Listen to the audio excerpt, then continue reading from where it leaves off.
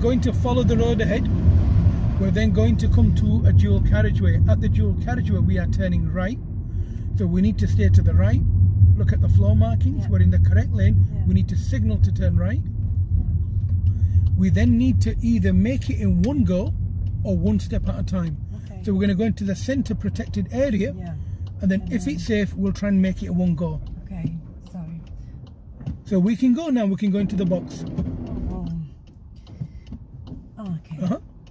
So we're going to go into the box near the pavement on the left. On the left? Yes. Okay. Then we pause. And once it's safe, we're then going to continue. He's letting you go, okay?